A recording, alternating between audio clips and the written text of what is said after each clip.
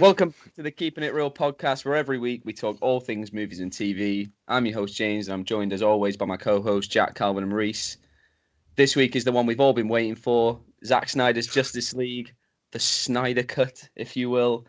So how are we all doing, guys? Do we all feel enlightened now that this film has finally dropped? I would say I feel no different to it if it hadn't dropped. It's not changed your life. No, I think the viewing experience is different enough to where it feels like you're watching a different film. Essentially has the same plot, but everything is tighter, more contextualized, which I do think it does well. But the question is, did I enjoy it? I've been thinking about it, or did I just merely tolerate it? Actually, I think I'd go for a middle ground between those two things. I think I would just say I respected it as a film because of how he got it out there, and obviously it is a step up from the original. But I think that's obvious because the original was such a mess, and I hated the original.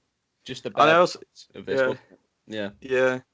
And I also think, would this be the film he would have originally released if the studio hadn't got involved in the first place? Because I do think he has the power of hindsight, which most filmmakers aren't afforded. So definitely points off there, because I know there was rumors going around that saying he hadn't seen the original, but his wife had, and she was the executive producer on this one. So, I'd be surprised if she. Yeah. Don't put the fish line in. Yeah. Jack. No, I really enjoyed it, to be honest. I kind of went into it thinking I kind of got caught up in the hype maybe a few days before it started. Right. Before it was released, sorry. And then I was like, it's gonna blow my fucking bonds off. This is gonna be mental. This is gonna be sick. And I did really enjoy it, but it didn't blow my mind like I wanted it to. Okay. I think from conversations we've all had together before this, I think I'm probably a step under what you think, James, because this film can do no wrong. I'm a step above Calvin, and I'm 2 steps above Reese, who I think, judging from what he said, holds it in great disdain. Let's get to Reese, because I'd like to just put Reese's opinions in context, that he hasn't seen the other 2 movies in this trilogy. Haven't. Go for it, Reese. But I found a quote, and I like this quote because it paraphrases another superhero film. And it says, some people are born mediocre, some people achieve mediocrity, and some people have mediocrity thrust upon them. And that's exactly how I feel about this film. It is mediocre, and I hate that more than hating a film. Because I think if you love a film or you hate a film, at least it's made you feel something. When you've watched a film and it's mediocre and it's dead in the middle, you're like, well, that's worse. Yeah, that's so true. Especially a film that is so long. If it was like a normal running time, I'd be like, all right, whatever. Because I had to dedicate 4 hours of my life to it, I was just like, I want to personally write to Zack Snyder and be like, is there any way? Can I get a refund for this film I watched for free? Can you refund me an afternoon? Yeah, I know I haven't seen the other ones, but I feel like even if I had, I still wouldn't have enjoyed it that much. Right, so we've got Jack. Jack really liked it. Calvin respected it more than enjoyed it. Reese tolerated it, barely, it seems. And so I'm leagues above everyone else. I thought this was an absolute masterpiece. I've never loved a film in this genre more. I thought it absolutely blew me away. I could have sat there for 2 more hours. I've seen it 3.5 times since Thursday. It shook me to my core how much I enjoyed this movie. I do have some little problems with it that we'll get to later. But I think we can all agree, well, Reese hasn't seen the original Justice League, but I think we can all agree that the difference is night and day, really. Yeah, it is a lot different. It kind of I never hated the first one, like to the degree that other people did. I didn't think it was great, but I thought it was watchable. And now, after watching this version, I've now downgraded my rating of it. It is absolute trash. Yeah, I hated that movie as soon as I saw it. I was like, there's something wrong here. And then obviously the more that we found out about the production and what really went on, it's no surprise really that this movie got butchered. And when I was watching this, I was like, you could have condensed this down to 2 hours easily, which is what they wanted, which is why they brought Whedon in. So I don't know why there was all the extra scenes because this movie isn't the darkest thing I've ever seen. It's a lot lighter than Batman v Superman was. And that's what they wanted to do. They wanted to punch it up with some jokes, but I was like, it's kind of funny already. Like you've got Flash and his interactions with the team, which are really good. They completely cut out his opening scene. I thought it was probably the funniest scene in the movie. I don't know how I felt about that scene. Like I love the Flash in this film. I think he's the best part of it. But that intro scene with that girl, it just felt weird to me because like you never see that girl again. Oh yeah, it's set up for the Flash movie. She's set for the movie, like Iris. And I think the song they chose as well. The song was like, it was too. The music choice in this film was really odd. It was really odd. I love that scene. Like, it's in my top 5 scenes. I don't know. Like I liked the whole bit of him, coming back with like the hot dog and that. That was fun. But like everything I was watching, I was like, I don't know how I feel about this. But then he redeemed himself in all his other bits in the film. Oh, go on. I think pet peeves is his over reliance in slow motion. Like I understand for the Flash because he's got to slow down time to sort of be able to move faster. Yeah. But some of the other scenes, like Aquaman walking really slowly, drinking whiskey to Nick Cave, which was it felt longer than the one that was in the Joss Whedon cut. It was definitely like lingered on for longer, and I just like what is this? This is just. I think the whole film is just reflective of Zack Snyder like directional style. He is sort of all flashy, and it's all look at this. How cool is that? And sometimes these can work in certain scenes, like especially with the scene where the Flash catches all the rocks above the people. Like that is hyper stylized, but that looked great. Yeah. But then I do think it becomes a shortcoming to his overall style because I think he's too reliant on these techniques to try and have a certain style in filmmaking. He seems like he wants to put a stamp on film to be like, this is a Zack Snyder film. But I just think his techniques are hollow and shallow. It is very self-indulgent, and that would have bothered me had there not been so much, like, if it was just style and there was no character building, no slow scenes. I thought there was just a perfect mix of both. I do wonder how much time it would cut off though, had all the slow-mo been taken out. Tell you what, he could have cut off that fucking song 15 minutes in. That's what I was doing the other day. I hate in films when people randomly break out in song for no reason. Unless it's a musical, it doesn't work. They were singing, and it was like, why are they singing? What are they singing about? Maybe if there was some sort of translation, so I knew what they were singing about. Maybe there was like some song about Aquaman. But to me, it was a bunch of people who just gathered on a beach and then started singing. And then she was weirdly attached to this jumper he was wearing. You'd hate it. Like hugging it and smelling it. Like, get a life. You'd hate Magnolia then, Reese. Don't watch Magnolia. Well, I probably would. If it happens all the time, maybe. But it happened once. Would you not sniff Jason Momoa's jumper if he left it on the ground next to you? I don't know. Probably smell like. I love the thought of it being a song about Aquaman. Like it's like this is Aquaman. Billie Eilish. like some sort of folk song in it. Like it's gotta be. That's probably what it is. But like, yeah, I thought it gave Aquaman this like, sort of like mythological, godlike presence. I just thought like music in this film. I thought the score was great. Oh, phenomenal. But then in the Iris West scene, why would you put a song over that scene when you could have just had like hit the great score? I thought the song, I agree I with didn't see a problem with it at all. I thought it added to it, if anything. One of the worst songs in the film, and I've noted this down, is in the credits.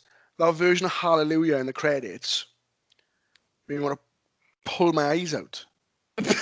Keep the original. It starts off really well. The instrumental starts off really well. It's really nice. And as soon as that person starts singing, it's all over the place. I didn't mind it. I thought it was fine. I hated it because at the time I was still waiting because none of you would message me to tell me if there was a credit scene. So I watched all of the credits to this terrible version of Hallelujah. I think there should have been a couple of credit scenes because instead of just putting them in the credits, they were just piled on the end of the movie. Yeah, I thought that was. I really didn't like that. I didn't like that he's sort of like baiting us with that extra nightmare scene. Like, I quite like the idea of that because no other superhero franchise is doing that right now, like a real post-apocalyptic world. But I just felt it was a bit baity that it's not coming. And if it was like, oh, everyone's saying, oh, it was Zack Snyder's fuck you to the studio because everyone's saying like restore the Snyderverse. So I want to watch a film because you want to make that film. I don't want to watch a film with little snide remarks to the studio that fucked you over. Like, do you know? I think the epilogue was the best part of the film, though, for me. Like, really? That was a bit I was most interested in. I was like, give me a film of this. Yeah, I thought the old like nightmare bit was so sick. Like that made me like. I'm not sure if we're going to get sequels or what, but I was just like, this is fucking sick. Like, I thought on its own, it was cool and it was fun, and we finally got to see this Batman and that Joker together. Yeah. But I thought where it was placed, it was just odd. I thought because we saw the trailer, it worked a lot better. But if all it is cool, Joker, I was waiting for it the whole time. And what came after was even more tacked on with Martian Manhunter. Don't everyone is so buzzing, like, oh my god, we got to see Martian Manhunter on like in live action. He literally, there's no way he doesn't fit into the film. No. I know he's trying to like give a larger world building sense where he could come in into later films, but it needs to be built into the plot properly. It can't be just a cameo, and if it needs to be done well.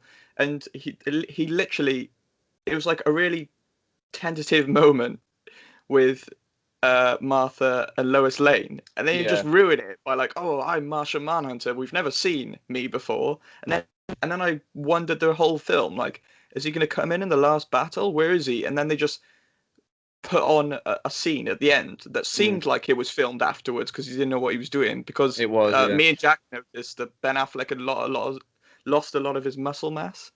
Yeah, so that like that was shot in lockdown, and that originally was meant to be Green Lantern, John Stewart. Yeah, because wasn't some of the epilogue filmed afterwards? Because wasn't Ezra Miller on the set of Fantastic Beasts at the time? It was just what was shot afterwards was the hallway scene where Martha turns into Martian Manhunter. That was shot after the nightmare scene at the end, and the Martian Manhunter like tease right before the credits. Those were all shot afterwards, and that's why Ben Affleck's dialogue in that final scene just seems sort of like throwaway and not very specific to the actual person he's talking to, because it was meant to be originally someone else. And not the dialogue through the rest of the film. Yeah.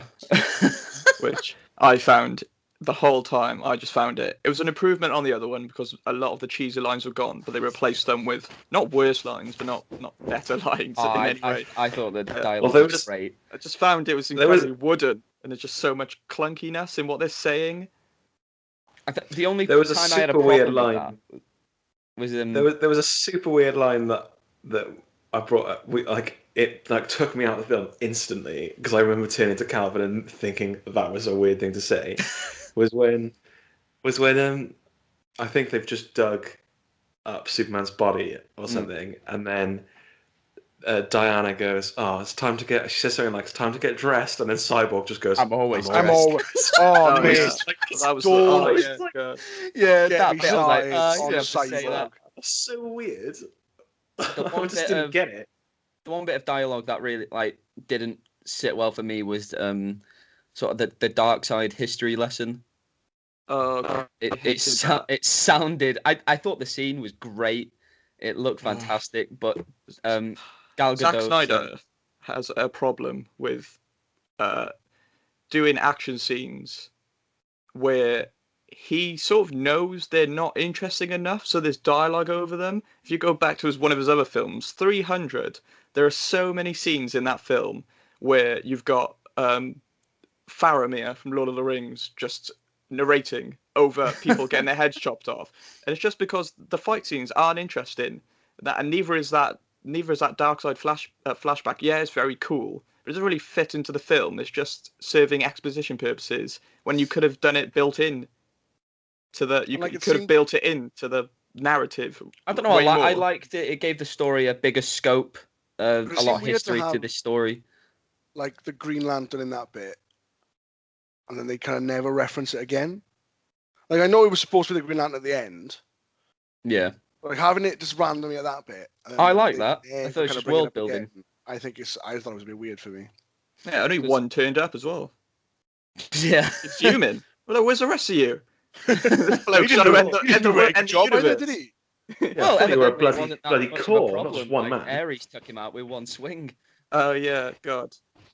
When everyone was on Twitter, everyone was like, really buzzing for Justice League, and they were all saying, "Oh, Thanos, wait till you see Darkseid. He comes on the screen, he gets rated. A lot of these guys are just a giant pussy." An axe to the collarbone, and he's done. David Thewlis has battered him. Yeah. Yeah. Surprised he didn't have him like grabbing his neck, just being like, "Get me off, shit." It's like, fuck me. Get me off. Obviously, a big difference to the original film is obviously there are tons of alleged character development for the first 2 hours of the film. And I won't deny that there is character development there, especially with Cyborg, a little bit more The Flash.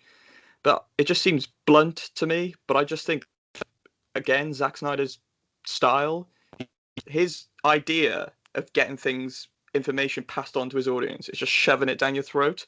It's like, I don't know, I describe him as a sledgehammer. The way he handles things, he's not the most subtle filmmaker around. No, there's absolutely no to be found in this film. It's base level. Things are cool. We're going to give you some character development so you understand the characters a bit, but other than that, you're not having any more. Oh, I thought we got a lot. Like a lot. I would have gladly have had every Cyborg scene in our film taken out. That's what the original was. Because watching Ray Fisher act makes me want to cry. I thought he was brilliant. He's maybe awful. Really enjoy the original Reese. Yeah, because maybe. like I said the other day, it's like he watched in bits of it. It seemed like he watched Nebula in Marvel and went, "Oh, I like that. That's how you play a cyborg." And then he did that really badly. Oh, I thought he was great. I thought he was one of the best. He just everything he said. Really his line, he was just so stiff in his acting. Like I know he's supposed to be all angry and broody and that, but he's a machine. He's just every line was like da da da da da da. And then suddenly, halfway through the film, he gets a personality, and then it goes away again. It's growing. It's just no, but then it goes away. No, it doesn't. It does. He'll do some sarcastic lines, and he delivered that. I'm always dressed line. They had a gun to his head. That was a bad line. Everything else was great. I would argue that the character development in a lot of these DCEU Zack Snyder films is they jump from here to here without seeing the character development. So Batman in Batman v Superman wants to kill Superman for some apparent reason because he's racist. I don't know. Superman's racist. And then in this film, he's gone the opposite way. But we don't see any of that character development. That character development is off screen, and we're supposed to just take it. For me, personally, it is character development. But for me, personally, I want to see character development on the screen. I don't want to be told that in between the time of these that doesn't exist, he is changed. I want to see the character go from A to B to C to all the way to Z. I don't know. I thought Batman really worked for me because I watched DVS the night before, and by the end of that film, obviously the experience has changed him, and he does see where he went wrong and what he was turning into. And I thought that was a nice progression into Justice League, was trying to bring these people together instead of driving them apart. Another thing I noticed, only a small thing that kind of annoyed me, is he was very inconsistent with the Batman voice. I did notice that. Very inconsistent with his Batman voice. Like one minute he was like, "We need to work together." The next minute he's just like, "Oh, let's go." Like, it's like you're either always angry or you're either always kind of like in a good mood. Like pick it. Yeah. His voice changes on the fritz. Another big character representation I have a problem with is I like Henry Cavill. I think he's a good Superman. He looks great as Superman. But I just think the way he's written in this, loose trilogy of Man of Steel, Superman, and Justice League, it doesn't make sense to me that in the second one he would want to actively kill Batman and act the way he does. And obviously they're hinting at after this film that he would go onto the side of Darkseid because of the death of Lois Lane or something. Yeah. But for me, has never been that character. He has been he's the quintessential. He's an alien who comes from a different planet, and then he grows up on the planet, and then he becomes the best of us, best of humanity. And he grew up on a nice farm. He didn't have a horrible upbringing, and then he played the hero all of his life. And in Man of Steel, he hesitates to want to kill Zod, even though he's his enemy and he wants to destroy the planet. So I just don't understand how he goes from there. It will never work for me. I don't think Superman should go evil, and they only make him evil because he's more of a plot point then. Because he's the strongest, they think he's more interesting when he's evil, because then you put the weaker heroes up against him. And for me, that just doesn't work. I feel like I don't know how much, maybe I'm wrong, but I don't know how much they understand Superman, because I think the best way someone has handled Superman is Smallville, where they don't dwell on him being the most powerful, and they focus more on his shortcomings as a human. Right. He's not a human, but he's human emotions. I'm not a big fan of Superman, but I used to watch Smallville, and I think Smallville was the only time I've enjoyed watching Superman. Yeah, because they just feel like they understood the character, and I don't really see it in these films. They're obviously big blockbusters, so there's going to be less characterization for him anyway. But another thing, sorry, Cavill, you finish. Yeah, I was just going to say they just use him as a plot point because he's powerful. They're like, oh, what if this guy turned bad and all the heroes had to fight him? I think that's just what they use him for. Yeah, and speaking of things like you said, the things that kind of come out of nowhere and seem kind of silly to the plot. This whole kind of romance angle they were trying to take with Batman and Wonder Woman at the start. Oh, I never saw that in this one. When they touch the mouse at the same time, they're like, "Oh, I'm sorry." It's like you're fucking grown-ups. It's not awkward. 5,000 years old. You have to fight people on a daily basis. You've seen people die. You're not going to be like, "Oh, we touched the mouse at the same time." Oh, the world is at threat. You're not going to be thinking about that. No, I didn't think that was a problem in this one. That was definitely, they tried to really buff that up in the theatrical cut. Yeah, it did feel wonky there. It didn't work. But I thought in this one it was fine. It was also, I'm a fan of when Diana disintegrated that man. Absolutely turned him to paste. Just. But then I hated when she turns round and that little girl is like, "Can I be like you?" It just felt so forced. No, more so. The answer is no. Yeah, and you can't be like me. And also, she just watched him disintegrate a man. Yes, he was a terrorist, but still, fuck him. She would be emotionally scarred. A gun has just been fired at her. She would not be like, I want people to shoot at me. This girl is mental. I don't know. That would be my reaction. The terrorist said, witnessed that. What does it say? 3 city blocks that we're going to blow up at that bottom, yeah? Something like that, yeah. She only threw that briefcase about 10 feet in the air. 10 feet above that building. That building would have been blown to bits. If that bomb could take out 3 city blocks, there would still be some damage to those buildings. Oh, yeah. Also, I don't know why they tried to like characterize the terrorists played by Bruce Bolton actor. Like, why he's in it? He just serves to introduce Diana to the story, and they seem to have a bigger story than why is he? Why does he turn up? Why do I need to know that he's like down with the New World and back to the Dark Ages? What's that mean to me? It doesn't mean. Like, was that going to be a thing later on? Why is it? I don't why is think it in the so. film? I thought this one would cut that bit out because when I watched the original, it was in there, and I was like, "What? This makes no sense. Is this gonna go somewhere now?" I thought they perhaps gave them a bit too much story for what ended up of them, but it didn't really bother me. It just I don't know, gave them a motive, but I guess it wasn't really important. Could have taken that out. Terrorists, just make them faceless terrorists. That's all you need. Yeah. Speaking of villain motivations, Steppenwolf, I thought he was obviously much better, and they gave him a clear motivation, but I still found him pretty one note, and I found his motivation rather boring. He was essentially still trying to destroy planets, but so he can get back. It was more personal. Yeah, it's more personal though. They gave him a motive, gave him purpose. That's a motivation. I thought it was. I really like that because you get just nothing of that in the original. Yeah, but I just think do something interesting, and obviously he looked a million times better CGI wise. But I think they mostly sponged the budget on Steppenwolf because some of the other CGI moments really pulled me out of the story. Especially some of them look like game cinematics. Especially the chase scene with Steppenwolf and Amazons. That bit really kept pulling me out because I was focusing so much on how bad the CGI is when they're sort of riding away, and they're just in a like a big grassland field. Why can't you just? There's surely a suitable location in the world where you can film something like that. Why do I need CGI grass and a CGI sky?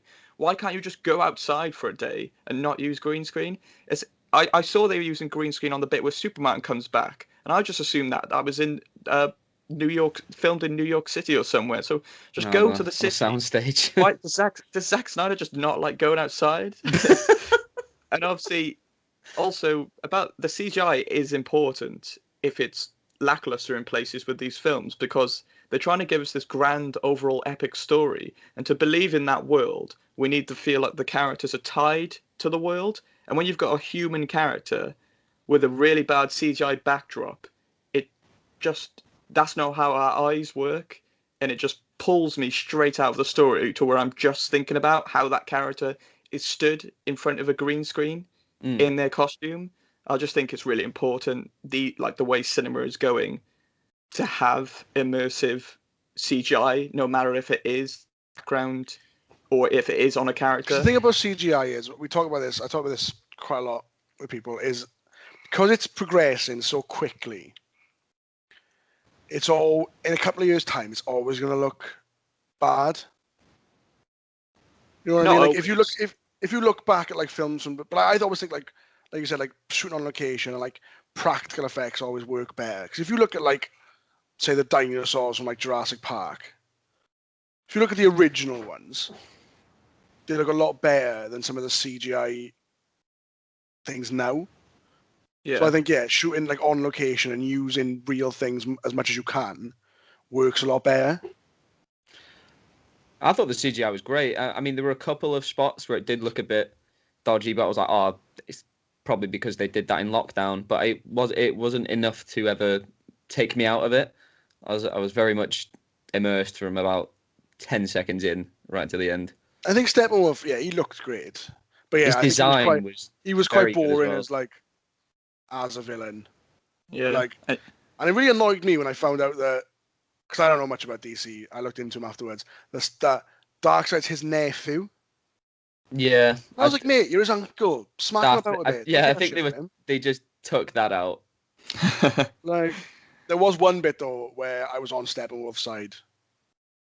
And that was in the underwater scene where he was fighting Amber Heard. I was like, let's do it. Kill her. Her power when she tried to like drown him and like pulled blood out of his face as well. Yeah, but he's breathing underwater anyway. How the hell is she going to drown him? He's literally swimming about, breathing. Is he just hold his breath for a really long time? Is that an ability? I don't know how these aliens work. Probably. Yeah, that's true. Yeah. His design on his armor was great. When he got shot with all the arrows and just snaps them off. Like sometimes he did look like you'd ask a 12-year-old to draw a bad guy, and he's just covered in spikes. But I thought there was a new design. Practicality to it. The new design looked like he looked like the Sentinels in Days of Future Past. Kind of, yeah, where it like ripples. Yeah. Yeah. Because in the original, they tried to make him look like he's still alien, but he looks really human, and it's gross. And his horns are just armor and stuff, and they're not actually it's not built in. He just looked like a cross between a human and a hammerhead shark. Yeah, I thought it was cute. It was horrible. This time as well, you could actually tell it was Kieran Hinds. Yeah, I thought he was great, and his interactions with Desaad and Darkseid. And that big metal that you push boxes into for some reason, and then you get like a intergalactic zoom. Yeah, I just put that down to what the mother boxes can do, because they just change, just change matter. So I was like, oh, that's them doing it. Yeah, they're just MacGuffins that have abilities. Again, in the original, you get nothing about the mother boxes really, what they can do and what they're capable of. They're just he calls them mother for some reason. Yeah. Mother. Yeah. Oh, stop. They didn't. I feel like they didn't even really I feel like they didn't even introduce Desaad. Like he literally just pops the mother boxes in that rock, and then Desaad is just like, "You know what I mean?" It's like, yeah. Who is that other guy? There. Well, yeah, I thought the end. So at the end when the portal opens up, yeah, because I was a woman. I was a woman. Granny Goodness. Which I don't know a lot about, but she sounds like an apple.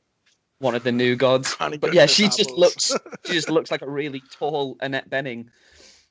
And I was trying to look. I was like, is that anyone or is that just CG? And I think it's just CG. Good. Maybe Annette Bening got stacked. It'll pay off in this movie. That'll never come up. Yeah, with the characters in this film, though, I think no matter how many re-edits or how many times they try and remake this sort of film, I don't think any amount of re-edits can solve my issues with the film, like big issues, which a lot of the time are to do with the characters, and they've literally got no nuance. Some of them, I find it hard to find like an ounce of humanity in them, apart from like little bits of humor and so on. And I just think maybe it's because they're essentially so larger than life, and Zack Snyder really struggles to ground them because of the abilities and powers that they have. Like Superman is literally essentially called a god, which I know they're trying to he's probably trying to lean on the whole story of a god falling, which I get, it's like very philosophical, but I don't know, it never works for me. And even the Flash, I am counting him as having godlike powers. If you can turn back time, or if you can stop time, or you can move faster than the speed of light, then he is not a human man for me. He is a god. I think, Snyder's always been obsessed with seeing these superheroes as Olympians, as godlike creatures that he's trying to bring down to our level. And for me, because I'm all in on this, for me that works. All of them except for Batman. Oh yeah, Batman. But even Batman gets things to do in this movie. Yeah, I really liked how Batman, even though he's part of a team in this one, it still very much felt like he was on his own as well. Like when they all go fight Superman in that really bizarre scene. Yeah, what's he gonna do? And he's like, he's like, right. He's obviously like, oh, just go. I'll be there. I gotta get an Uber, but I'll be there. They've all been battered, and then he runs up and he's doing like a little dad jog. He's like, oh, I'm here. And then in the scene at the end when they're all fighting Steppenwolf, and he's like in his ship, and he's just absolutely popping parademons left, right, and center. He's like, he's just absolutely do me. He's just on top of the tower, just laying there while they Steppenwolf. He is. He's just hanging on. Like, oh my god! It did him a bit dirty as well. Do the bit at the end, like after they stop Steppenwolf and now they're all on top of the reactor thing. Yeah. Why do they have to make him climbing up look like so awkward? Like he's like struggling to get up. He's fucking Batman. And he's like, oh, help me, Superman, help me cut up his bit by here. In BVS, he does those there's that montage scene, isn't there, of him doing pull-ups, and he's got fucking 100 kilos strapped to his leg. It's absolutely stacked. He can pull himself up a ledge. I did notice more in this as opposed to BVS that Ben Affleck in the suit just looks very stiff and uncomfortable. You just can't move in it. Yeah, at the end, chunky, he's on the ship. I think it's called the Flying Fox or something, but he's on that, and everyone else is waiting outside, and he's just very robotic, and he can't get up those stairs. Yeah, the thing about Ben Affleck is I think he is a good Batman, but the issue with it is, for me personally, he just hasn't been good enough. He hasn't been given a good enough Batman film to work with and give his definitive rendition of the character. You can't tell me that Batman v Superman is anywhere near touching the likes of the Dark Knight trilogy, or I even think the trailer for Robert Pattinson's The Batman is better than the entire film of Batman v Superman. If you're going to keep Ben Affleck, well, obviously he's not going to be, but I was looking forward to seeing his definitive I'm Batman on my own rendition of the character. To be honest, I thought he would have done really well. How he feels similar to the other who played him, but also Hogan. I think that's what a lot of people look for when a new actor comes to these characters. Yeah, I mean, I love BVS. I think his take on the character was great. It was so different to what we've seen before. Obviously, it's not as good as The Dark Knight, but I do think it's better than Batman Begins or Dark Knight Rises. But I get what you mean, where he's not being able to give his definitive stamp on it because his two interpretations in these two different movies are drastically different because of what he goes through. So it would have been nice to get his trilogy and really get a sense of who he is now. I don't think I could watch a whole Batman film on its own simply for the fact that I'd have to stare at that terrible wig that they make J.K. Simmons wear. Why? He doesn't. No one likes Jim Gordon because of his hair. He wears a hat most of the time. Leave him bald. What was that? That really took you out of it. Tell you what, it made me laugh.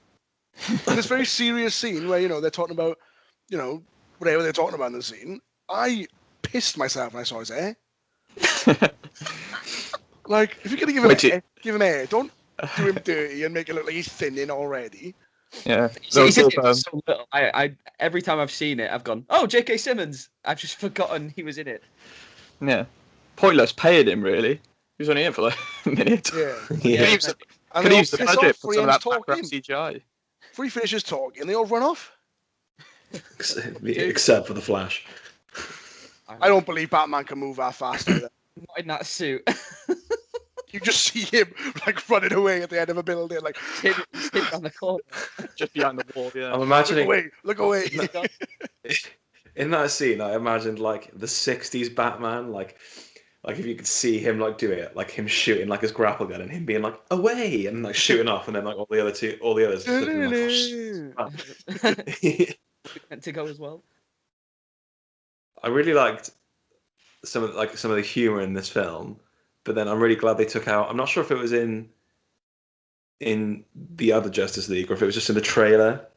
I can't remember, but it always stuck out to me when Aquaman pins Bruce to the wall. You can talk. And then fish. Bruce is like, Arthur Curry, I hear you can talk to fish.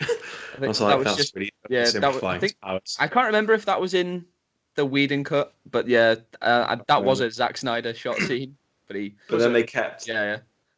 Oh, but then they kept the bit when. They kept the bit with the Flash when he's just like, "What's your superpower again?" And he's like, "I'm rich." I love that. And I would watch a film of just the Flash and Batman like a buddy cop movie.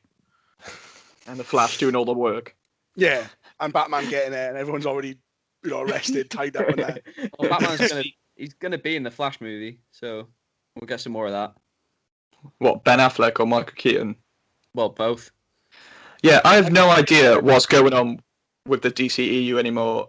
They've lost complete clarity. It feels like they just need to start. They just need to write it all off and just start again. Yeah, it makes literally no sense. I know they're trying to go down the road now of making it more like a multiverse, so everything is a bit more confusing, and there's different actors playing different characters from different timelines. But it just seems like they haven't got a solid plan. No, they haven't. Definitely they need to lay it out, get a slate together, and actually work on the vision that they want this to be. There needs to be a vision for it to work, and I just don't think they have it. Had all the drama not happened around this movie, then I think they'd be in probably a much better place to do so. But now, because fans really like this one, and they've got something completely different planned out. There is the whole Restore the Snyderverse thing going round.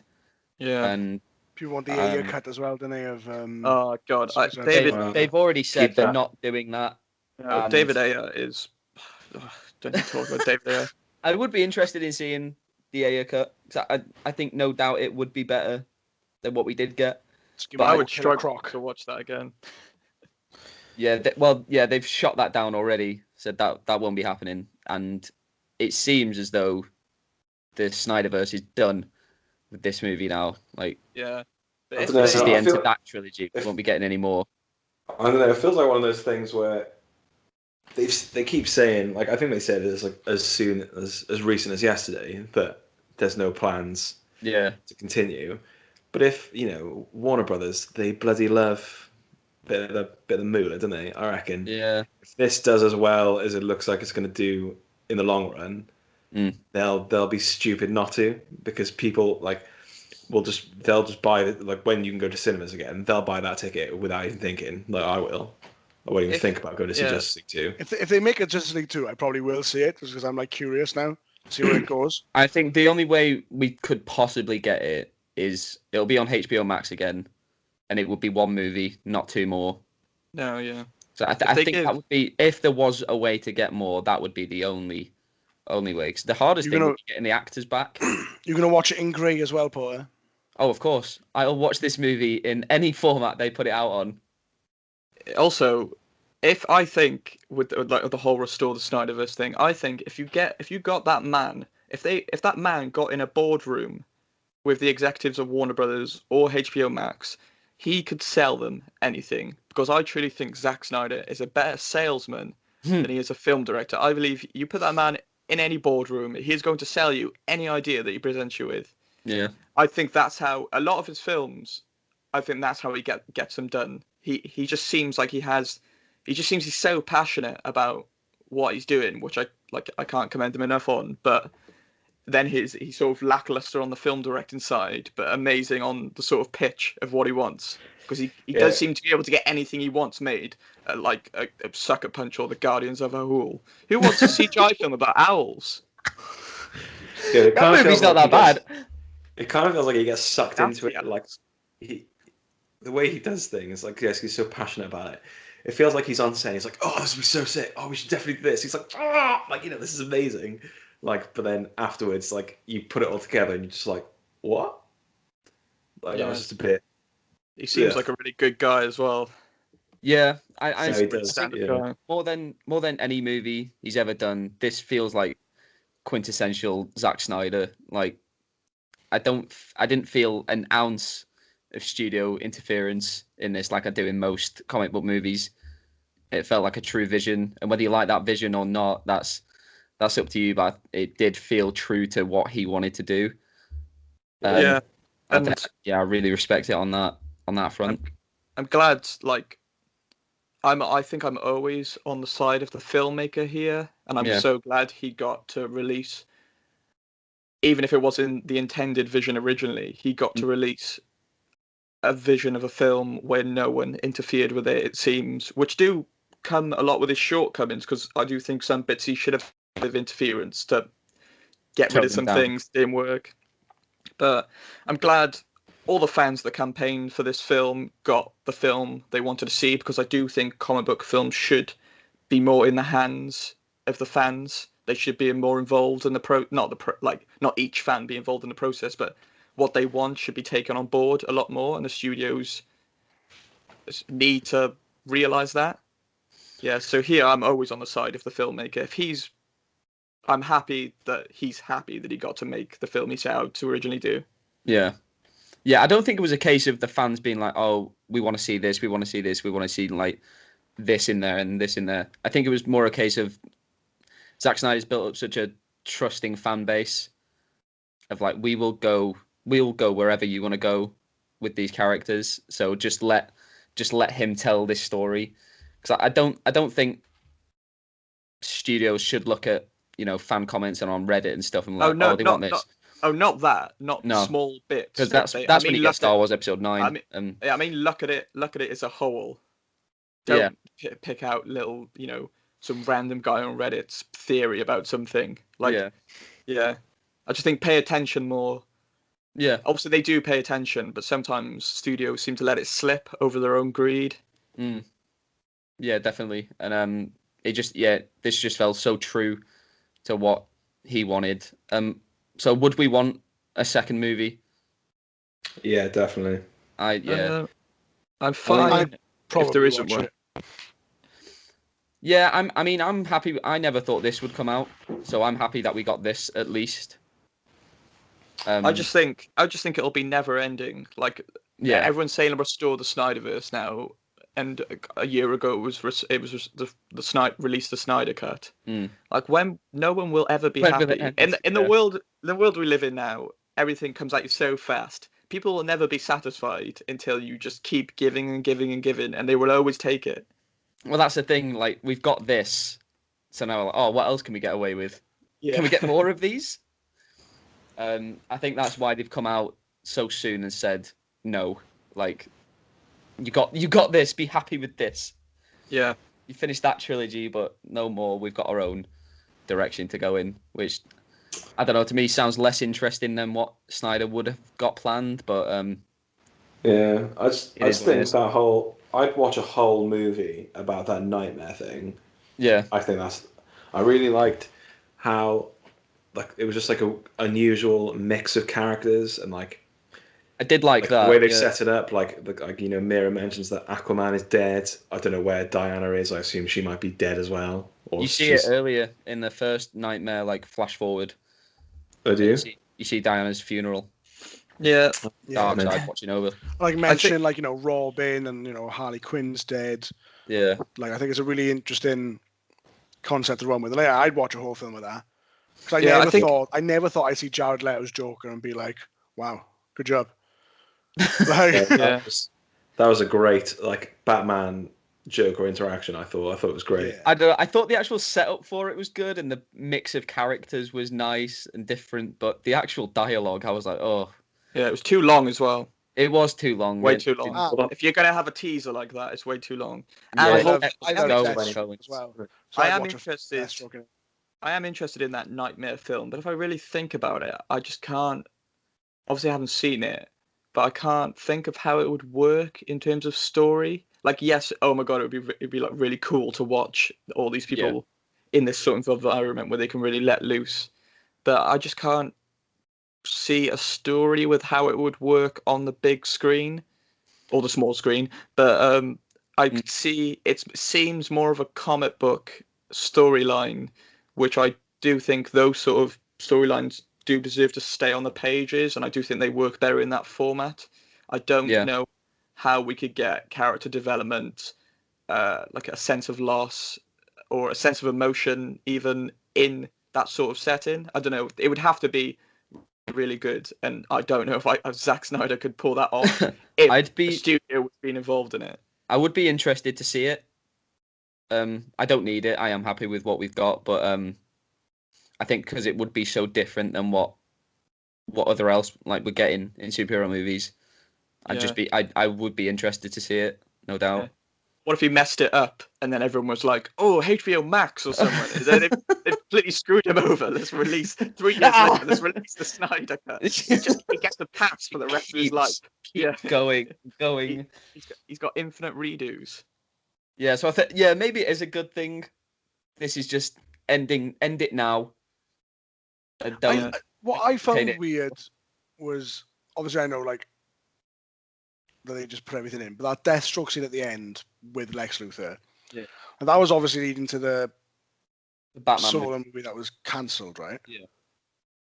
Like, I just found that a weird scene, and like I said, seeing Jesse Eisenberg as Lex Luthor made me want to be sick. Because I can't see Jesse Eisenberg as anything else than this like whiny little like freak of a bloke. So when I see him as like Lex Luthor, who I always see as this like evil genius, you know, Kevin Spacey type. Yeah, like it's just like like the way not Gene Hackman, Kevin Spacey.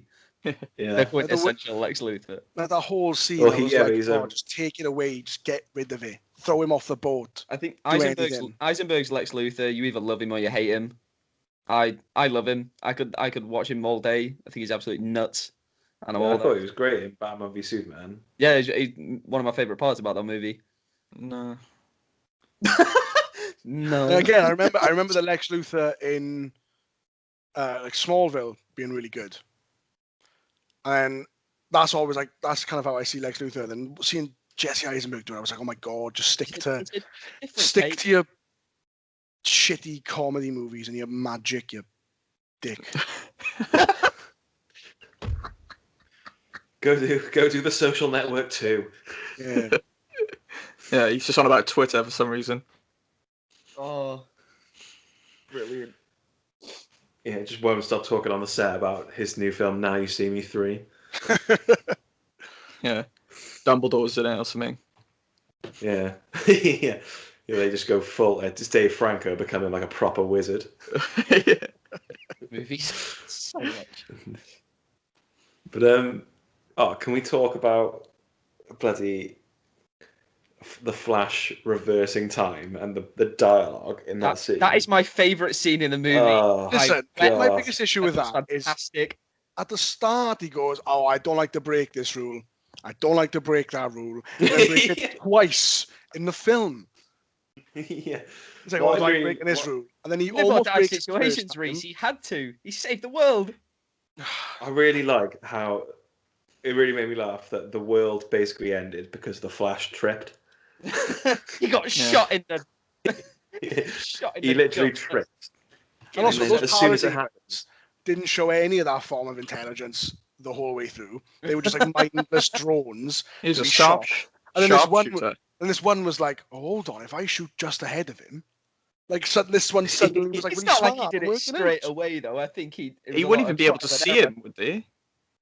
He was moving so fast. I don't believe he would have hit him. You could see the blue streak, and he had a pop, and he got lucky. Parademon was the first choice for American Sniper. He had to pull out. Yeah, he had to do Justice League. He hits him. He hits the Flash, and he's like, film. "Oh, the boys at home aren't gonna believe this." Yeah, then gets popped in the head by Batman. Maybe it's just a fluke. No! He said, "Bloody hell!" I actually hit him. Anyone see that? All his mates are dead. Yeah, the thing with I love him speaking in English as well, like him taking that shot, and he's like smiling. Yeah. Boys, I just hit the Flash. Yeah. It's a fucking score, boys. The thing with that thing with that Flash scene, though, I quite liked. I don't know how the world ended. Things just blew up, but I quite liked when that happened. I was like, oh, we're going down this route. Like, I was like, oh, we're going down this route. Are we like they're gonna lose? It's gonna be like a, we've seen that often in modern superhero films. They lose, and I thought if they lost in that and left it there, I think that would be a crazy place to leave it, and how it's gonna all come back together. But then they were like, oh, the Flash can reverse time, and they're like, oh, okay, so we're not doing that. I just thought, I don't know, for me, I just thought it'd be interesting. Maybe if the Flash survived somehow and they all died, but then later in another film they had to work out with some of the lesser heroes. Well, I think the Flash going back in time and doing all that was gonna come into play later. Yeah.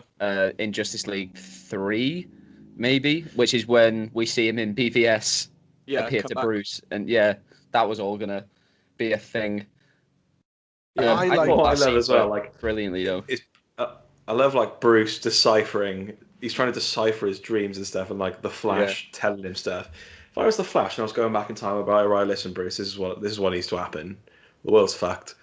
Save Lois, yeah, and I'd explain to him, but like Batman's just like, what does he mean? Why is he so cryptic? What does he mean? Yeah, he's trying to decipher his dreams for these films. His dreams are clear as day. That's what I hate about films. Always get dreams wrong, though. They always try and use them as this plot point, but why can't they do like visions instead? They're a little bit less cryptic, because like dreams don't work that way. I never remember my dreams. I never saw wake up and remember a dream he had 2 years ago.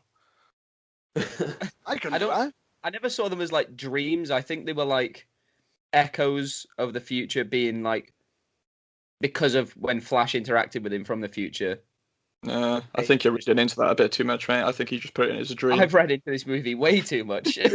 Yeah, I love how like so nuanced and layered. Oh, it's beautiful. One of my favorite bits of this film as well. I love when they do Batman as this like. So I feel like in The Dark Knight, I've not seen him in a while, but I don't think they really play as much on his like how rich he is. Like, and I love at the end when again it's flexing. Yeah, when you see how many times he brags about how much money he's got. When Superman's like, "How would you get the house back from the bank?" He's like, "I bought the bank." I love that. Yeah, I just bought the house. Just running around, pissing his money away on things he doesn't. Yeah, you're wasting.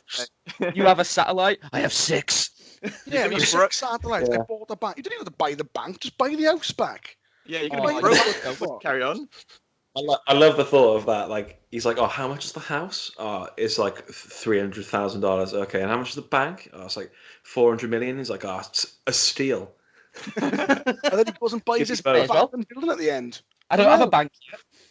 He probably does. He's probably got 4 already. Yeah. And his big black building.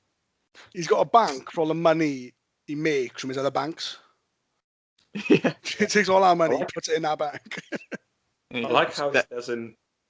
I like it in this one how he's not in the mansion, and this is probably like an understatement of what it is, but he's living in that like mad flat. It's like he's got a divorce.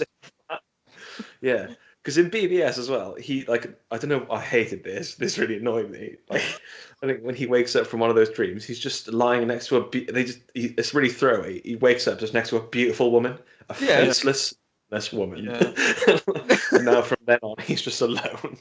I'll tell you what, one thing they did better in this than Marvel is his house at the end is like retirement home. It's a lot nicer than Tony Stark's home in Endgame. Yeah. Tony Stark lives in this like little shack next to a lake, and Batman's got like this big nice house. Like, big glass open windows. He beat Iron Man in that respect. I prefer the shack, to be honest. I hate all that minimalist design. No, man, he had that down. Forget about that bat cave underneath as well. I mean, best part of the film, that is. You know what I really like in these as well is Jeremy Irons' Alfred, because he's great. He's so good. He's so sassy. catty. Yeah, he's so catty. I was waiting for a scene for Bruce to be like, "Listen, Alfred, look, I know watch your mouth, but stop giving me that old man. Why'd you fucking neck I'm Batman, you." Yeah. I really imagine him like turning around, but like, "Listen here, old man." Their interplay. I thought their like relationship as Bruce and Alfred was really good, and like rivals the Bale and Michael Caine one.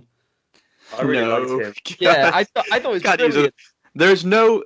The end of The Dark Knight Rises, when Batman might be dead or he might be alive, when Michael Caine is speaking to his grave, that bit is amazing. I think the film is good, but it's not better than The Dark Knight. But that moment, I think, would make most people cry.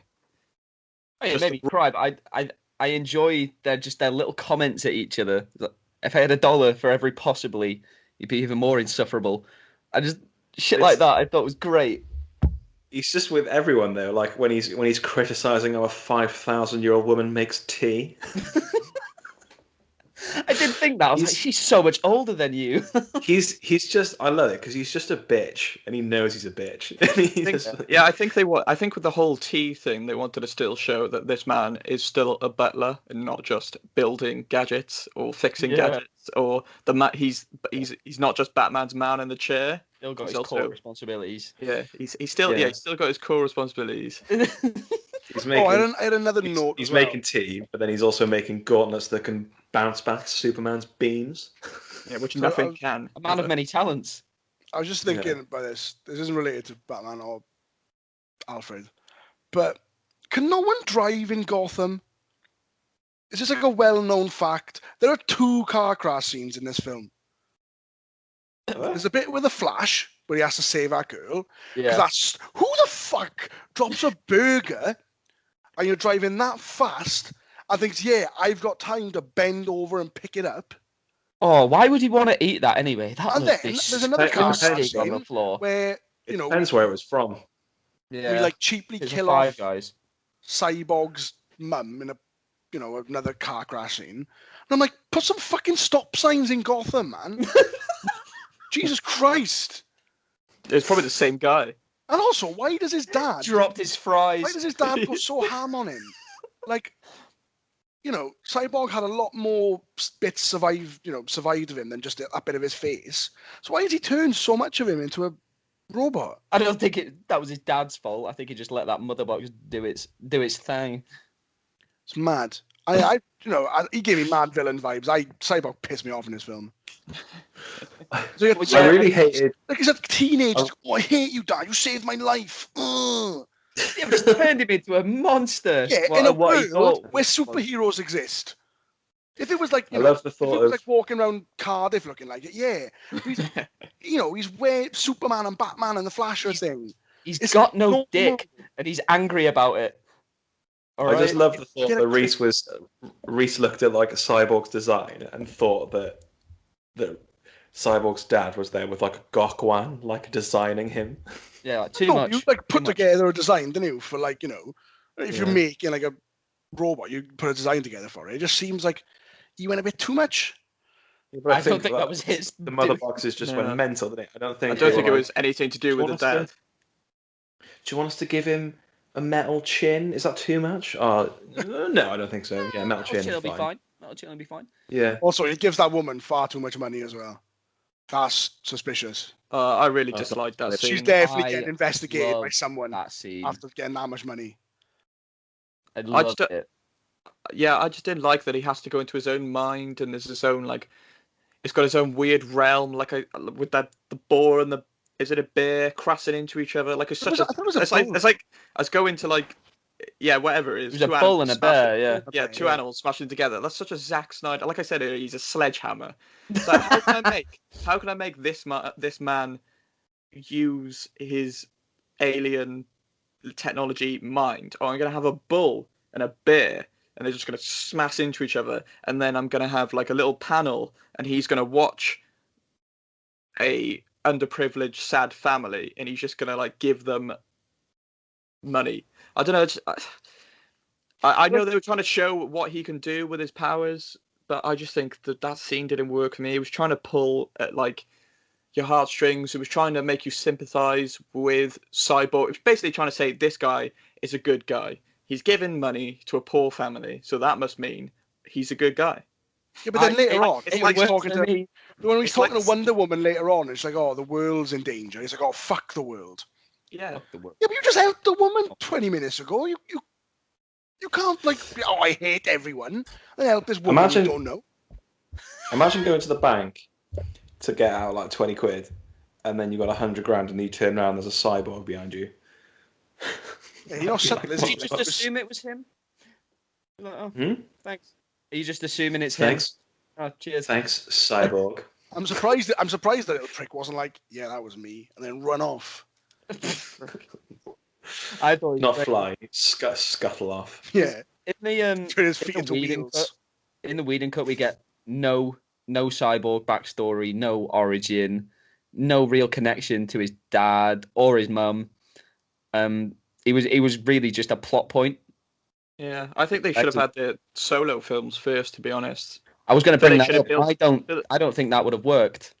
No, because the characters are interesting enough to warrant someone going to see a whole film on them, pretty much, is why. So they have to be joined in. I thought their origins and how they become heroes was so pertinent to this story that I don't think building them up in solo movies first would have worked like it did with Marvel. I think it was so crucial to this movie that it had to be here. I was just a bit gutted because when I was younger, I used to watch a lot of Teen Titans, and Cyborg was my favorite character, right? Right. And I used to hate the Flash. I didn't used to like the Flash as a kid. I was like, oh, he just runs really fast. How boring. But then, like, watch this film, and it just flips on his head. I love the Flash, and I'm like, Cyborg, go away. Do literally anything else than what you're doing right now. In the Teen Titans thing, he's got much more personality. Yeah. He's got like a lot of like... And it starts to creep in this film. And then they go, no, let's pull it back. Let's have him as this. Yeah, but they tried doing that. This piece of cardboard on a screen, like. They tried making him funny and thing, and it just didn't work. It really just maybe because of the dialogue they did give him, it didn't work. But I think it's because Ray Fisher's not good. I thought he was great in this. I need to see him in something else, but I just don't think he was good in this. Well, I don't think we're going to see him as Cyborg again. And his face scares me as well. He's got a weird face. It's getting really personal. That might be why. Sorry, it's like weirdly smooth. His face is too smooth. I don't trust it. He's probably too smooth about it. No, it looks like don't let you make an AI in a film, and like they've got like this perfectly smooth face. He looked like that. Well, then he can play an AI in another film. That's just like I don't like Ray Fisher because it's clear that he exfoliates and moisturizes. Yeah, I don't like that. Look like a normal human being. Yeah, I don't like Cyborg because he's got too good a skincare routine. If his one bit of face was just covered in acne, and I loved him. But if the scene was like Cyborg was like, I'm always dressed, but I do have this pimple and it is fit to this. He's like, hold on. Diana, do you have any Bure strips? I've got all these spots on my face. Talking about weird faces, there's just no weird Superman upper lip in this. It's gone entirely. And watching this, I was like, why did they need to reshoot any Superman scenes at all? Yeah, I was thinking that. He's in it just as much. Yeah, I think a lot of the changes from which Joss Whedon made in the original, I look at them now and they just seem like it just seemed like bitter and petty. Yeah. What he was doing to the film. It seemed like he had like. Is he intentionally trying to fuck it up? Yeah, I know there's a lot of like controversies coming out about him recently. Yeah. But it just seemed like a really bitter way to take over from someone who's obviously experiencing a lot of bad things in their life. Yeah, a lot of tragedy in their life. It just seemed like he almost didn't care. Like, why take the film on then? Yeah, I don't know. So there's no weird Superman lip plaguing the movie. There's no weird extra dialogue about brunch from Flash. None of that. No weird wigs, or maybe Ben Affleck's wig was a bit weird at points. And then random Russian family. The Flash. Oh, that was the worst. Just none of it. He made the Flash as well. In his cut, he made the Flash just a real pussy. Flash trips now and again in this. I remember that's all he did in the other movie. I just remember him tripping. In the other one, in the other one, he never wanted to fight because he's never fought anyone before. But in this one, he just gets stuck in, and he's clumsy, which is still funny. And I thought it was endearing to his character. It wasn't. It wasn't played off so much as "ooh, what a doof," as it was in the 2017 one, which it just annoyed me. He was very annoying in that movie. I thought he was very good here. If that reversing time scene was in the Whedon cut, instead of him being shot at, he would have had him slipping on a fucking banana peel. The middle of Chernobyl. Yeah. There would have been a little sound effect as well, like a whoop. Yeah, they would do they do like a Wile E. Coyote thing and like paint a road on a wall, and he would just run straight into it. But like his best scene for me in this was when they go. I can't remember what they do. I think it's when Cyborg's dad gets like captured with all those other people, and then all that debris starts falling, and he like catches it all. Yeah, that was good. I thought that was sick. That was like his best scene for me. Yeah, his best scene. Nothing to do with any sort of character development, any dialogue with a character. He just did something. His best scene was where he was talking to his dad in his head at the end, reversing time.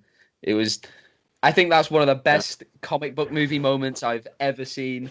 I thought. No, I thought the dialogue was really weird. Like I loved it. I had this vision in my head of like it was just really cheesy, and I had this vision of like it wouldn't have looked out of place if Batman did like a like in Rogue One, Saw Gerrera, when he's like, "Save the dream." Like if I saw him shout that, I would have been like, that is tone appropriate. That fair, because it's just stupid. like I really liked the scene of him reversing time. I just feel like there could have been some other different inner monologue. I just didn't. I don't know. It felt really cheesy. I didn't mind that. Like cheesy sometimes works for me. Like what if I never saw it cheesy. It does sometimes work. Sometimes, yeah. Sometimes it felt cheese. But I don't know. For me, it just didn't. It just made me kind of go like. What if it turns out that the Flash's dad actually did kill his mum?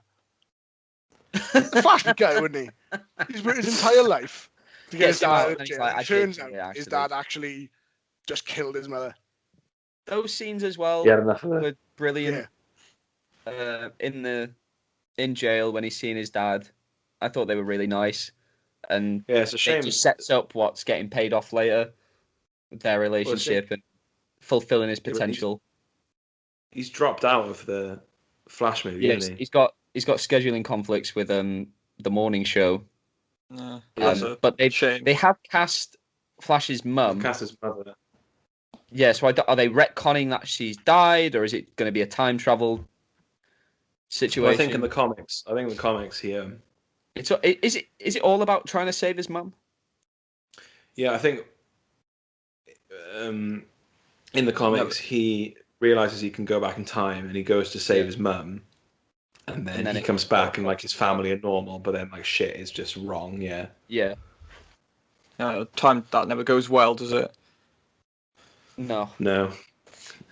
Which is a real shame because it's a super handy power.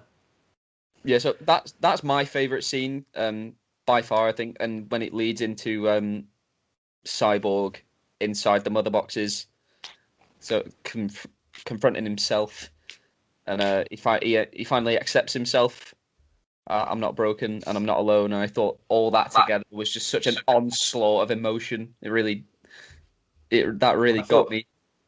I thought one of the best like emotional payoffs was his dad's death. Yeah, I don't know what they put in the trailer. It was the biggest emotional payoff in the entire film for me, and it made sense that it happened. But why did they put it in the trailer? I just don't understand. And also, when the mother box drops on the car, and then Steppenwolf turns up, and he's like a huge hulking metal spiky alien. Yeah. It's a nitpick, but I don't think his dad would think of taking that box. I don't think in that situation a human seeing that would act at that fact. I know it's I think because he's very aware of what it is, isn't he? Yeah, but he's never seen that. He's never seen a big spiky alien. Oh yeah, but he took the box before Steppenwolf turned up. Yeah, I don't know. In the Whedon cut, when it lands on the car, they just leave it on the car. And Steppenwolf comes by and just takes it. Like, this one does make more sense. He does see it because he gets abducted by Steppenwolf at the beginning. Yeah, but when he like Steppenwolf isn't there in the scene when he takes the mother box. Yeah, I just thought he wouldn't act that fast. To be honest, I don't know. I thought he got a good head on his shoulders. I thought he knew what he was doing. Yeah, that didn't bother me. I thought. Yeah. Does everyone have a favourite scene? We've gone through mine, but Jack, what's yours?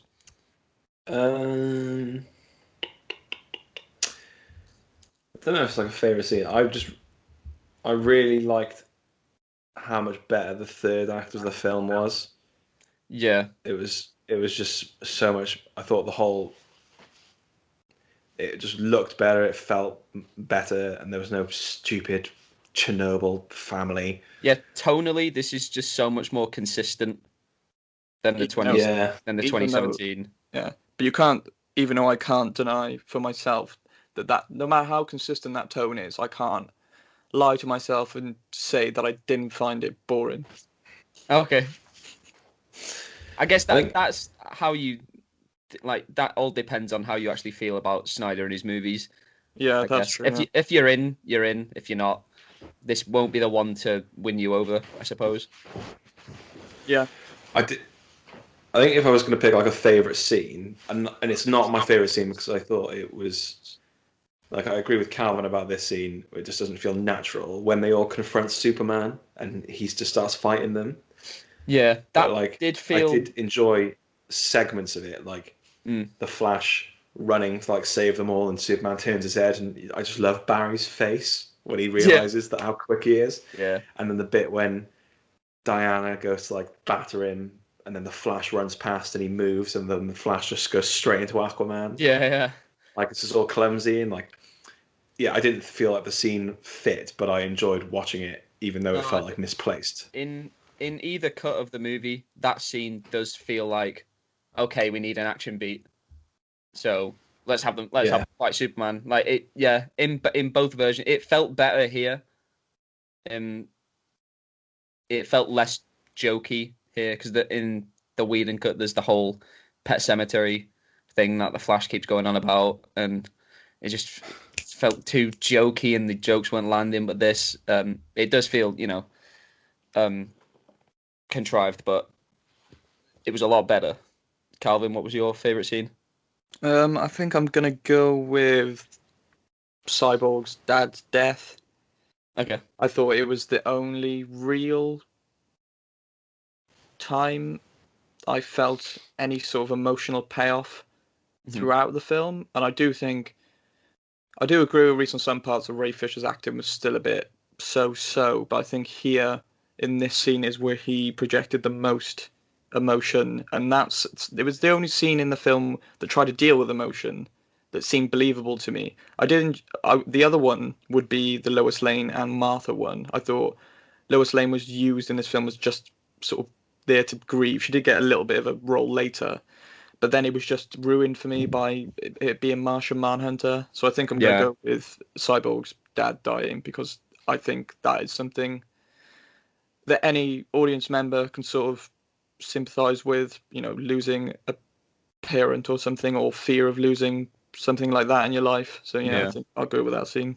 I think that's really, like, their connection was so elaborated on in this version as well, because we just got none of it in the other one.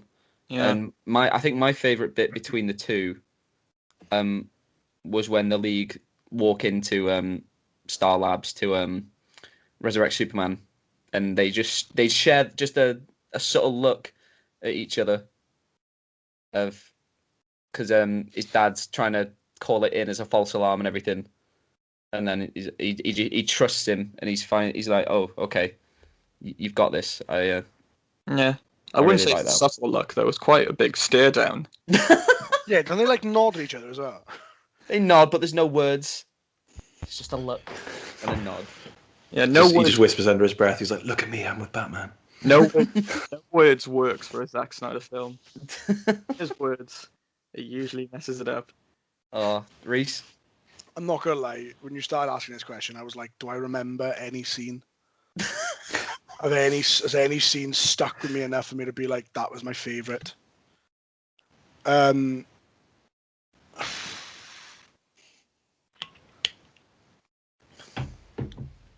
I can't wait to hear all our ratings. I liked the epilogue, other than the bit with the Martian Manhunter, because that seemed a bit tacked on. I liked the post-apocalyptic, the kind of, oh my god, we've lost idea. Yeah. So it got me off guard, because when they were like, be quiet, he'll hear you, and they're like, oh, let him come. I was like, oh, that's just Darkseid, So when Superman rocked up, I was like, oh shit, okay. So yeah, and I did like the whole kind of like last fight scene because I'm a sucker for a fight scene. Yeah. And I feel like it's one of those things where it made me laugh because Aquaman in this whole film seems like he's just there to be like, this is stupid. Everything we're doing is stupid. Because he does. Every time they make a plan, he's like, well, this is fucking stupid. Then there's that one bit where something happened. I think like the cyborg catch him or something. And he just goes, yeah, buddy. And no, like, Aquaman's having fun now. Let's go. Don't ruin his best line in the movie. Yeah, but yeah, my man. They toned that down. They changed that, slightly tweaked it from the other version as well. It worked so much better here. Like I like that bit because it's like, yeah, Aquaman's having a bit of fun now. He's not just this miserable, just like sometimes it kind of felt like, why are you there, Aquaman? Because it just feels like Willem Dafoe give him a bit of a telling off. And he's like, fine, I'll go and help them. And it's like, it was nice to see him having some fun. I think Calvin said it the other day, but it was like, he's just he's a bad boy, isn't he, in this Aquaman? He's just, that's they try and make him interesting, that he's like, this badass, like. Because that was like the face of Aquaman. He's badass. He's pointing out how dumb this is, but then he does get a really nice moment with Flash later when he says, "I thought you didn't care," because he's talking about Cyborg going up against the mother boxes. He's like, "I never said that," and I thought that was a really nice beat that we just didn't get in the other movie. Oh, there is some continuity issues between this and Aquaman. Oh, don't. Like the whole. Because they hadn't figured out how to do the underwater speaking yet, so we've got all the fucking stupid air bubbles again. Mira's British. Yeah, she says the word bastard in the weirdest way I've ever heard it pronounced. Bastard.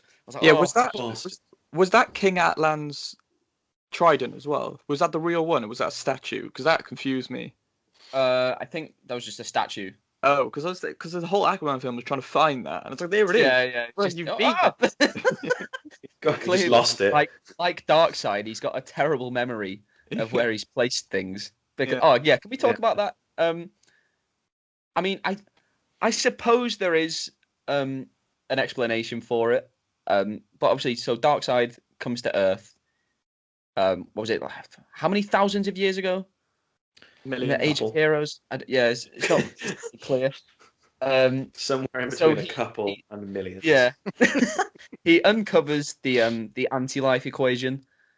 Sort of it's like the code for controlling sentient life. What a shit name for he's a mathematician now, is he? Yeah. So he uncovers that. He gets beaten, snapped right through the collarbone, taken away. And then we find out later from Steppenwolf, anti-life is here. And we're like, I thought we know that, don't we? Yeah, it's forgotten. Yeah, well, that's the thing. He just did he forget where he left all those mother boxes and found the one thing he really wants? There probably is an explanation for it. It wasn't made clear in this at all. Might be one of those things like he's conquered so many places and it's taken him fucking absolutely no time at all. Like they didn't even like register it as a Well, why do I need to remember this place? Because I'm going to. It's like when you think about it's really like when you put something in a safe place. Cause you're like, oh, I'll remember it there. Then that safe place is too safe, so you don't remember where it is. We've all been Darkseid. So when you put your passport somewhere, like I'll put it there, keep it safe. Darkseid. And then I was Darkseid yesterday with my keys. Yeah. It's like when you put your glasses on your head, again. And you're like, oh, where are my glasses? Yeah. Yeah. They're on your head, Darkseid. Oh. Yeah, Darkseid's just like, where's my charger? Is that how we're supposed to? Has anyone got an iPhone charger? Is it on Earth as well? That'll be how everything is on Earth. Yeah, they're just trying to make Darkseid relatable. Yeah, it worked. It worked. The thing I didn't about that, I forgot. The thing about this isn't like a real gripe. It's just like the anti-life equation. I didn't feel was explained very well because like I'm not a big DC person. Like my knowledge extends to Batman. Mm. So like I think for the casual DC fan who isn't big into the comics, I was just like, I remember turning to Calvin and I was like, "What is that?" I have absolutely no idea what that is. Yeah, it's just a formula, I suppose, that grants the wielder control over all sentient life, and that's how he gets Superman. So when he found it before? Well, yeah. So he comes to Earth and he finds it before that big battle happens, so and then he gets beaten. He knows this formula. He has seen this formula. He might not have worked it out. Yeah, I don't think he's worked it out. I was going to say, because otherwise, he doesn't need to come back to Earth. He can just fucking remember it and do it again. Right on a chalkboard. Yeah, he didn't do the homework. Probably that would have been elaborated on and explained in the second movie. I love how he finds it. I love how Steppenwolf finds it throwing a fit. Yeah. He's just like, fuck! And he hits the ground. He's like, oh, shit. Oh, my God. I've landed at where it was. He should have just gone out to his ship and just taken a picture from the bird's eye. Like, bang, there we go. Yeah, there it is. Airdrop that to Darkseid, if he can find his bloody phone. With his little crab claw thing. Yeah, throw that up. Seems to be good at images. Yeah. Also, I like how Cyborg's dad gives him this really, he gives him one of the mother boxes, doesn't he? And he has it at the start, doesn't he? Uh-huh. And he's like, oh, I know a really safe place for this alien technology. I'll put it in my closet. Where I keep my coats and my shoes. Well, I don't think he fully understood what it was. And then later on, he just buries it where his body was, and it's like, what is us with humans and burying these ancient because we can't do of destruction? Just because we can't do anything else with them. Yeah, we can't put them anywhere else. Also, the bit where they show the flashback and the humans are burying it.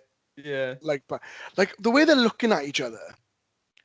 When they're getting ready to bury it, that gave me very Lord of the Rings vibe. Where he's like, we're throwing it in the volcano, and he's like, no.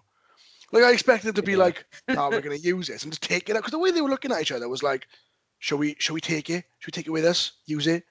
And then they just bury it. And I'm like, you didn't need all that staring at each other. Just fucking bury it. It's just so. I got the same vibes. Close to the ground. It was ridiculous. Yeah. No, someone with a metal detector come along and find that. Yeah, I assume that is how they found it. How the Nazis found it. You could trip over that on your morning walk.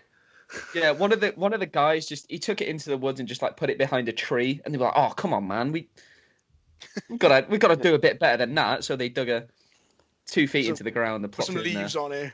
Yeah, that'd be fine. Just seeing what these things can do, man. Yeah. Do we have a worst scene? Oh, I'm gonna go with we'll go with the finale of the epilogue. Just the nightmare scene and the Martian Manhunter scene for me didn't work. I just think the Martian Manhunter scene where his mum just turns into him. I was just like, what was the point of that? Because that was a conversation that I could fully believe Martha just having with Lois. I don't know why he had to think, I'm going to do it. Yeah. Fuck that. Imagine when Diane Lane and Amy Adams filmed it, they weren't aware that she was going to turn into an alien. Yeah. What if they never told her? She watched the film and she was probably watched it like, the fuck? Well, when Lois and Superman go to their house. Yeah. And Lois is probably like, oh, Martha, I haven't seen you in over a week. She's like, what? We had that really nice conversation last week. No. Yeah, when you told me that I'm just important to humanity as what? No, that was me. Also, the Martian Manhunter is not his real name, is it? It's John Johns. So why the fuck does he introduce himself as the Martian Manhunter, the Batman? He says he goes by many names. Yeah, but then he turns around and goes, some people call me the Martian Manhunter. I'm like, do people call you that? Or do you call yourself that? We said that when it ended. It was like, he's just trying to give himself a cool name. It's like that bit in, Marvel where he's like, oh, I'm Doctor Strange. And Spider-Man's like, oh, we're using our fake names. It's like, Superman's, not rocking up to everyone, in his normal clothes, being like, oh, yeah, they call me Superman. He probably just thought it was a really sick name, and he was like, now's the time. No one here knows me. Yeah, Ben Affleck finally going to get that nickname. Okay. That basically was his reaction anyway. Also, if someone introduced himself to me as the Martian Manhunter, I'd be like, don't want you on my side, mate. You sound like you're a threat to me. Oh. Yeah. You're gonna. Yeah. Sorry, John, was it? You realise I'm a man. A man. Are you gonna hunt me down? Yeah. You're gonna have to put you through some kind of trial. Hard pass on that one, buddy. Yeah. Calvin and Reese. Go join Darkseid. Got worse scenes. I'll let you go first, Calvin, because again, I need to think. Yeah, I need to think a bit as well. Probably Eddie's scene with Cyborg in it. No, it's the scene. It's the scene. Let's get dressed. Because that already annoyed me. Because like, do they think that every time is Diana like, oh, gotta get into my costume, like, and then that was bad enough. And then him going, I'm always dressed. That for me is on par with not me, shorty, I'm beautiful. Suicide Squad, as a line that is just so stupid, but will probably live with me till the day I die. I'm always dressed. I'm always got one, dressed. Calvin? Yeah, I think I'm gonna go with the scene where Superman comes back to life. I didn't like it in the original. I still don't like it now. Like I said earlier about the whole Superman thing, I just don't understand it. It doesn't work for the character. I understand that, oh yeah, he might have lost some memory or something, but I still don't think he would. I still don't think he would attack. I don't think that's how memory loss works. Yeah, it's just that scene just doesn't work for me. It's like they're trying to make him like, because they're trying to show, oh, later on he's going to be like this but worse, and they're going to pit him against him again. Yeah, and that's all it serves. It doesn't make sense for the character. Yeah, I think that's my worst scene. I understand that a lot of people like it, but if it didn't work for me in the original, even with the context it's in now, it's mostly the same context actually. Yeah, it still doesn't work. I think it's annoying as well because like set up a bit better. That was like, I was covering this because like he snaps out of it as well really quickly. I thought that was Lois Lane's like, yeah, how important Lois is to. It just seems like that cheesy like, oh, true love will set you free, and it's like he wouldn't immediately be like. Plus, if I was her, I won't be running in there. I've just seen him, throw fucking cars around and flatten a bunch of superheroes. I won't be sprinting in there. Look how much I love the guy. Lasers it by accident. I'd be like, I'm gonna let them deal with this. Just finish my coffee. He's gonna My press passes are gonna stop him from cutting me in half. He's gonna punch my arm off. Right, so I think we've talked about this movie for long enough now. Let's final thoughts and a rating. We'll go with Reese because I suspect he's going to be the lowest out of us. I was going to give it a 5 because a mediocre film deserves a mediocre score. But talking about it made me so annoyed. I was going to say, have we made it better or worse for him? No, I'm going to downgrade it to a 4. A 4? 4 out of 10. Jesus. Oh. The listeners, it gets a 4 out of 10. Jack? Overall, I thought it was a dramatic, vast improvement over the original. I'm really happy he got to make it, especially after like suffering like a personal tragedy and then the studio just fucking him over basically. I think it shows context is obviously a lot when it comes to a film, but it's not everything. Because there were still some flaws, there were still some choices that I didn't agree with, but overall I did really enjoy it. I just wanted that mind I didn't get, really. Okay. I thought it was like really good, but I wanted something, all the hype around it, I was like, I want to come away being like, fuck, that was mad. But like, it is basically still the same story. I'd probably give it, I'm going to, torn between, between 7.5 and an 8. I'm gonna go for 8. 8, okay. Yeah. That's so great. at the end of the day, I did really enjoy the film. There are some bits that I would, if anyone ever wants the Austin cut, maybe I'll chop out 15 minutes. But yeah, no, I thought overall it was good and it was a vast improvement. So yeah, 8. Calvin? Yeah, obviously it is a vast improvement on the original. If it wasn't, we would have a really big problem on our hands. I don't think Zack Snyder would ever work again. Yeah. But yeah, like again, I'm really glad that he got to make the film he wanted. Fans got the film they campaigned for. I'm happy if they really love this film, then I'm happy they got it. You know, I'm not against it existing in the world. Like, I'm happy that a lot of people are happy. But do I think it justifies a 4-hour runtime where you're obviously going to have more character development? Because if you did it in 4 hours, what the hell were you doing? Yeah. I really don't think it's a good enough film to justify 4 hours of anyone's time. If you need that runtime, the film is got to be great. Great to the point where at least 85% of your audience agree with it being that great. So I think I'm going to give it quite a fair score of 6.5 out of 10. Because I do think the original I would have struggled to give 1.5, 2 out of 10.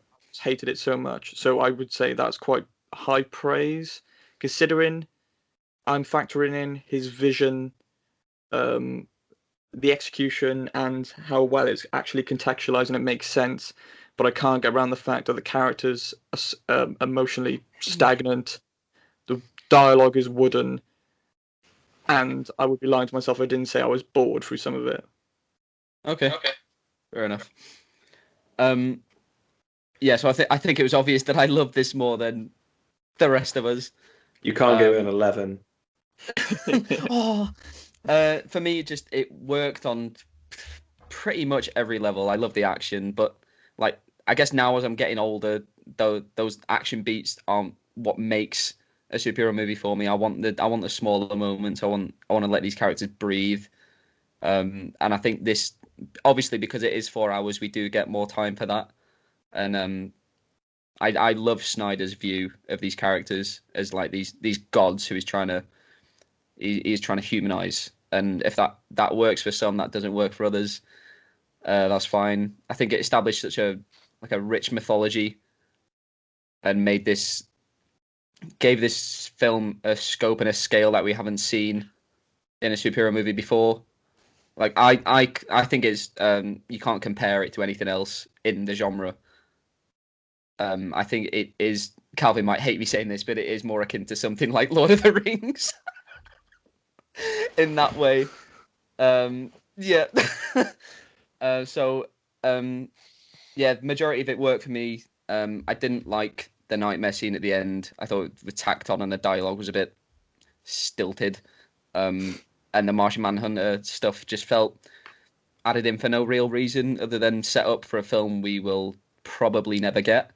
All that said, though, I'm happy with a 9 out of 10. I'm going to 9. I want the viewers to know that as soon as you said it was akin to Lord of the Rings, Calvin's head fell in his hands. Went back in his chair. I'm not surprised. I wouldn't be surprised if he gagged behind his own hand. Calvin may leave the podcast after this. He may turn his back on us. We'll never see him again. Thanks as always for listening, guys. If you're watching this on YouTube, please tell us down in the comments what you thought of the Snyder Cut, or you can tweet us at Keeping It Real UK. From our Twitter, you can find links to our Spotify, YouTube, and iTunes. We'd really appreciate it if you could like, subscribe, and rate on whichever platform you're listening to us on. Next week will be a little different with no big releases out. We are leaving the topic up to you guys. We'll be putting out a poll on our Twitter sometime this week, and you guys can decide what we talk about for the next episode. Have a great week, and we'll see you real soon.